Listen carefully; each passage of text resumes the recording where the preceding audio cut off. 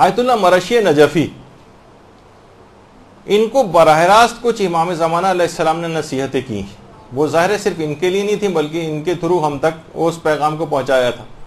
آیت اللہ مرشی نجفی، آیت اللہ مرشی نجفی فرماتے کہ جب میں جوان تھا تو اس زمانے میں میرا ارادہ ہوا تھا کہ میں زیارت کے لیے حرم عسکرین امام علی نقی علیہ الصلوۃ والسلام اللہم صلی علی محمد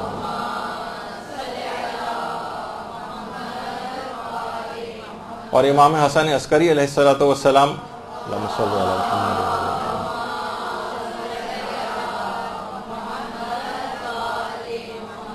اب بھی جنہوں نے سفر کیا انہیں پتہ ہے کہ بہرحال پہلے تو حالات اور اس سے بھی زیادہ خراب تھے، اب بھی لوگ جب وہ سفر کے لیے وہاں جا رہے ہوتے ہیں سامرہ والا دیکھتے ہیں کیسا بیابان اور ویران جگہ اس میں آتی ہیں، تو ان کے اس زمانے کے اندر تو حالات اور کیسے خراب ہوں گے۔ اب تو ماشاءاللہ یہ جو حرم عسکرین ہے اب تو نئی زری بھی وہاں پر جو ہے وہ لگی ہے، اور اندر جو تو ایک درود بھیجیے محمد علیہ محمد صلی اللہ علیہ وسلم۔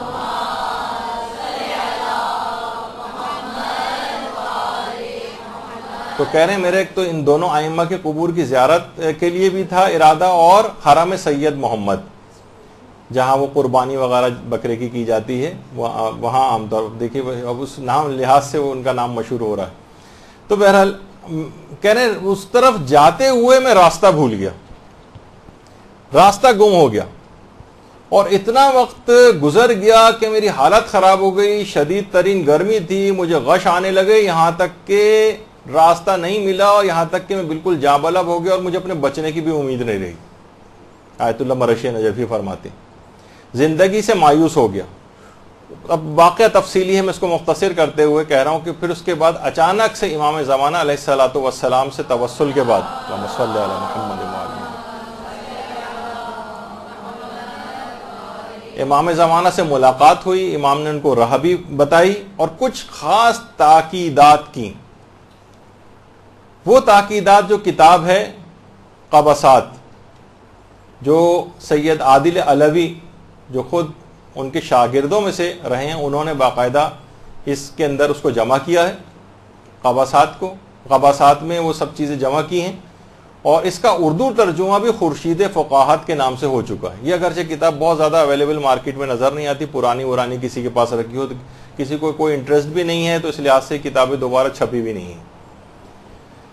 تو بہرحال اور اس کے علاوہ منتخبات ابن العلم میں اور منتقم حقیقی وغیرہ کتابوں میں بھی ان تمام تاکیدات کا جو آقا مرشی کو کی تھیں اس میں اس کا تذکرہ۔ فرماتے ہیں کہ امام زمانہ علیہ السلام نے خاص طور پر مجھے تلاوت قرآن کرنے کی نصیحت کی، کہا کہ تلاوت قرآن کو لازمی کرو۔ اچھا کتنی دیکھیے ہماری اپنی زندگیوں میں ہم دیکھتے ہیں کہ تلاوت قرآن ختم ہوتی چلی جا رہی، بس رمضان آتا ہے تو تھوڑا بہت قرآن ہاتھ میں اٹھا لیتے ہیں، ورنہ قرآن ویسے ہی بند رکھا رہتا ہے۔ بلکہ کہیں میں لطیفہ بھی پڑھ رہا تھا کہ کوئی دادی اماں اپنے پیسے جو قرآن کے اندر چھپا کے رکھ رہی تھیں، تو کہا کہ دادی اماں یہ کہاں پر رکھ رہی ہیں؟ کہاں بیٹا مجھے یقین ہے کہ تم لوگ اس کتاب کو کبھی کم کھولو گے نہیں، اس وجہ سے محفوظ ترین جگہ یہی نظر آ رہی ہے۔ تو بہرحال یہ حالت ہو گئی ہے لوگوں کی۔ تو ایک عجیب ورنہ بہار ہے قرآن کی لوگوں کی زندگیوں میں، اس لحاظ سے قرآن رائج رہے، نوجوان بچے قرآن کو پڑھیں اور ان کو اس طرح کے مواقع میسر ہوں، ایسے پروگرامز ان لوگوں کے لیے کروائے جائیں، اجتماعی جو ہے تلاوت قرآن کے سلسلے میں جو ہے حرموں کے اندر بھی جو ہے اس طرح سے تقاریب منعقد ہوتی ہیں، لوگوں کے اندر بیدار کرنے کے کچھ ایسے اقدامات ہونے چاہیے۔ تو امام نے ایک تو تلاوت قرآن کی بہت تاکید کی۔ اس کے علاوہ امام زمانہ علیہ السلام نے نماز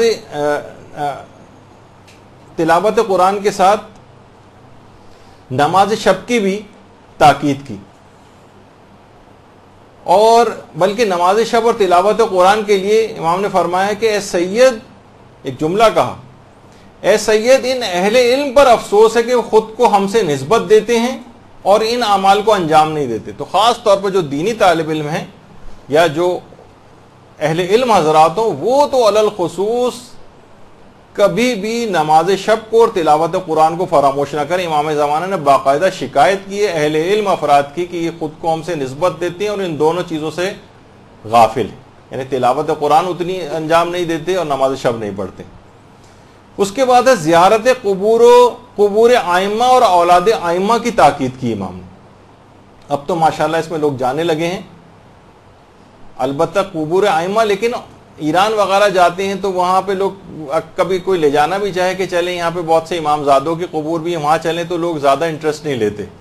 امام نے اولاد آئمہ کے قبور کی زیارت کی بھی تاکید کی کہ ان کے قبور پہ بھی جایا جائے. اس کے علاوہ پھر امام نے احترام ذریت سادات کی تاکید کی. اب میں اس کی تفصیل میں نہیں جا رہا, نہ ان کے الفاظ نقل کر رہا ہوں, صرف ہیڈنگز آپ کو بتا رہا ہوں کہ بس کافی کہ امام نے تاکید کی ہے تو ہمیں اس کو. اچھا, اس میں بھی اب آج کل لوگ اس طور پر لے کے آنے لگے ہیں کہ ان کی لحاظ سے سادات کی فضیلت کا انکار, کہ بس یہ سادات دیکھی, ٹھیک ہے یہ یقینی بات ہے کہ سادات کو بھی اپنی نسبت کا احترام کرنا چاہیے اور اپنے آپ کو حرام سے بچانا چاہیے, ان کی ذمہ داری زیادہ ہے, کیونکہ فضیلتوں کا حامل ہونا ذمہ داریوں کو کمی نہیں کرتا ہے. تو جتنی فضیلت آپ کی ہوگی اتنا ہی ذمہ داریوں کو ادا کرنا پڑے گا, وہ ایک اپنی الگ جگہ بات ہے, لیکن دیگر افراد کو چاہیے کہ ان کی بہرحال عزت و احترام میں کمی نہ کرے. امام نے اس کی تاکید کی ہے. اور اس کے علاوہ جو دیگر علماء کی قبور ہیں, شہداء کی قبور ہیں, صالحین کی قبور ہیں, وہاں بھی ضرور گاہے بگاہے زیارت کے لیے جائیں.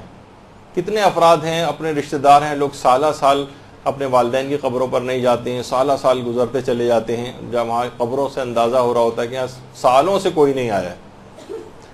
تو بہرحال اس کی تاکید امام نے کی. عورتیں بھی قبرستان جا سکتی ہیں, اپنے نجاست کی حالت میں بھی جا سکتی ہیں. لوگ اتنے زیادہ سوال پوچھتے ہیں کہ بیچ میں چلیں یہ والا فقہی مسئلہ بھی آ گیا.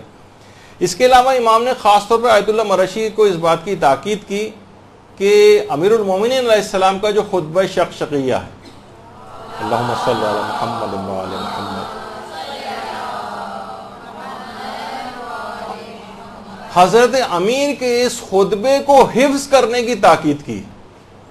اور ایران میں باقاعدہ اس کے پروگرامز بھی ہوتے ہیں, خطبہ شقیہ باقاعدہ طالب علموں کے لیے, حتیٰ کہ استادوں تک کے لیے اس کا مقابلے ہوتے ہیں کہ جو بھی کرے گا اس کو اس میں انعامات بھی لکھے ہوتے ہیں. اسے زیارت کربلا کے لیے بھیجا جائے گا, مشہد کی زیارت کے لیے بھیجا جائے گا, اور مختلف جو ہے اس طرح کے ان کو انعامات, مقابلے کی فضا, تاکہ لوگوں کے اندر, یہاں پہ بھی ہمارے جو مدرسے کے مسئولین ہیں, میں بہرحال ان سے یہی درخواست کروں گا کہ بچوں میں اس طرح کی چیزیں, کہ خود حضرت حجت نے باقاعدہ کہا کہ خطبہ شقیہ جو ہے اس کا جو متن عربی والا ہے اور اس کا ترجمے کے ساتھ اس کو جو ہے حفظ کریں.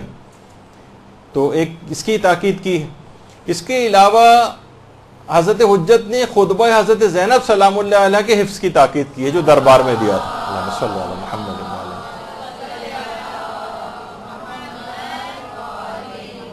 باقاعدہ مدارس میں مسئولین کو بچوں کو سلیبس میں شامل کر کے یہ چیزیں حفظ کروانی چاہیے. امام زمانے کی خواہش تھی کہ آیت اللہ مرشی نجفی تک سے یہ بات کہی. اور اسی طریقے سے امام نے خاص طور پر والدین کی خدمت کی تاکید کی ہے, خواہ وہ زندہ ہوں یا مر گئے ہوں. اب مرنے کے بعد خدمت کیسے ہوگی؟ یقیناً ان کے واجبات کو انجام دینا, ان کے لیے دعائے خیر کرنا, ان کے لیے تلاوت قرآن کرنا, ان کے لیے اعمال صالحہ انجام دینا, ان کے لیے حج و عمرہ و زیارات کا ثواب کو ہدیہ کرنا وغیرہ وغیرہ, جتنی بھی چیزیں خواہ زندہ ہوں خواہ انتقال کر گئے ہوں, خاص طور پر تاکید کی ہے. اور ایک اور چیز جس کا آج کل بڑا مذاق اڑایا جانے لگا ہے, امام زمانہ علیہ السلام نے آیت اللہ مرشی سے کہا کہ ایک عقیق جس پر 14 معصومین کے نام کندہ کیے جائیں اور اس کو میت کے منہ میں رکھنے کی تاکید کی. اور الحمدللہ مدرسے کو بھی افتخار رہا ہے کہ باقاعدہ ہم نے اس میں اپنے کفن بیگ کے اندر عقیق کے اوپر باقاعدہ پرنٹنگ کروا کے ائمہ کے نام اور وہ اس میں, تاکہ مردے کے منہ میں رکھا جا سکے.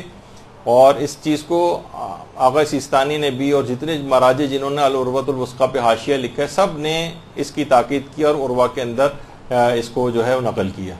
اور امام زمانہ نے الگ سے آیت اللہ مرشی کو اس بات کی تاکید کی تھی کہ, اور ابھی بھی کسی کو چاہیے تو ہمارے یہاں مدرسے سے اویلیبل ہوتا ہے, کوئی الگ سے کسی کے پاس کفن موجود بھی ہے تو الگ سے بھی عقیق لے سکتا ہے. اچھا, پھر اس کے بعد امام زمانہ علیہ السلام نے نماز جماعت میں شرکت کی تاکید کی. اس میں بھی جتنی ممکن ہو سکے, اور بہرحال کچھ ایسے انتظامات مساجد کے اندر کرنے چاہیے کہ بہت زیادہ گھنٹہ بھر ایک مسجد کے اندر نماز کے اوقات میں لگ جاتا ہے, تو لوگ عام طور پر اس وجہ سے بھی اس میں شریک نہیں ہو پاتے ہیں. جس قدر ممکن ہو اختصار کے ساتھ. ایران میں اس طرح سے ہوتا ہے کہ بس اختصار کے ساتھ نماز ہوئی اور ختم ہوگی تاکہ لوگ آرام سے آ جا سکیں, گھنٹہ بھر نہ لگے. تاکید کی. اس کے علاوہ امام نے فقہ, حدیث اور تفسیر قرآن کے مطالعے کی تاکید کی.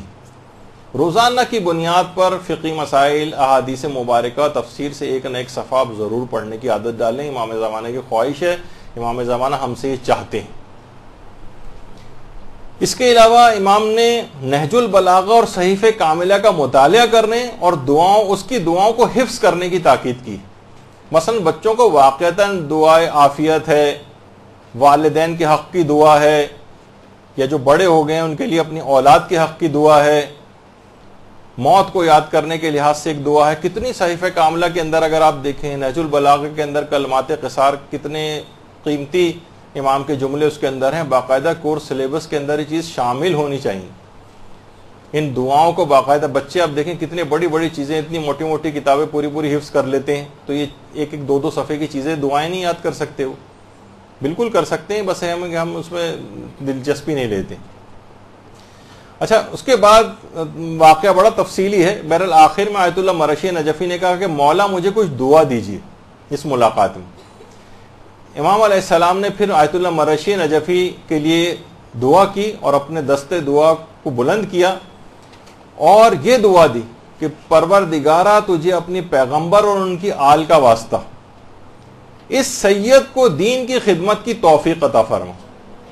دین کی خدمت کی توفیق, یہ سب سے پہلی دعا آیت اللہ مرشی نجفی کو امام زمانہ علیہ السلام نے دی.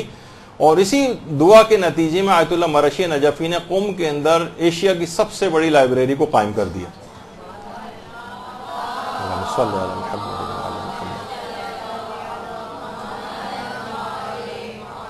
حرم معصوم قم سلام اللہ علیہ کے بالکل سامنے ان کی قبر بھی ہے, آیت اللہ مرشی نجفی کے, اور ان کا کتاب خانہ بھی ہے جہاں پر, اور بہترین بہت ہی بڑی لائبریری جو ہے وہاں پر قائم کی گئی.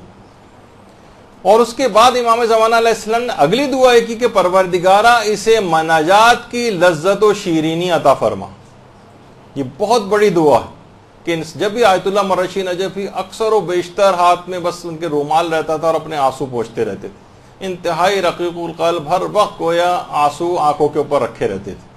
مناجات کی ایسی لذت اور ایسی شیرینی عطا ہوئی تھی امام زمانہ کی دعا کے نتیجے میں. اور کہا کہ پروردگارہ اس کے لیے اس کی محبت لوگوں کے دلوں میں قرار دے اور اس کو ہر طرح کے شیطانی شر سے محفوظ فرما, خصوصاً حسد سے. الگ سے دعا کی, کیونکہ علماء کے لیے روایتوں میں ہے کہ جو صاحبان علم ہوتے ہیں ان میں آپس میں ایک حسد کی کیفیت پیدا ہو جاتی ہے, تو کہیں خدا نخواستہ علم کے بڑھنے کے ساتھ یہ چیز پیدا نہ ہو جائے. بعض اوقات اپنے ہم درسوں کے ساتھ پیدا ہو جاتی ہے, بعض اوقات صاحبان علم کی آپس میں ہونے لگتی. اور اس کے بعد امام زمانہ علیہ السلام نے تحفے میں آیت اللہ مرشی نجفی کو خالص تربت امام مظلوم یعنی خاک شفا, اللہم صلی علی محمد و آل محمد,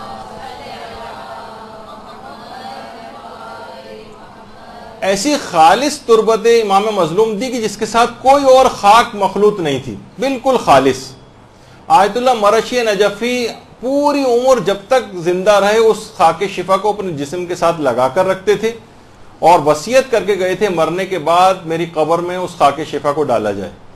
آیت اللہ مرشی نجفی جس وقت قبر میں لٹایا گیا تھا ان کو اس کے بعد وہ خاک شفا ان کے چہرے کے سامنے اور ان کے گال کے نیچے اس خاک شفا کو رکھا گیا تھا. اور آیت اللہ مرشی نجفی نے صرف امام مظلوم کی نہیں بلکہ جتنے بھی ائمہ اطہار تھے ان سب کی قبور کی مٹی اپنی پوری زندگی میں مختلف کاوشیں کر کے جمع کی تھی. اور اس کے علاوہ آیت اللہ مرشی نجفی کو امام زمانہ علیہ السلام نے ایک عقیق کی انگوٹھی بھی تحفے میں دی تھی. اللہم صلی علی محمد و آل محمد.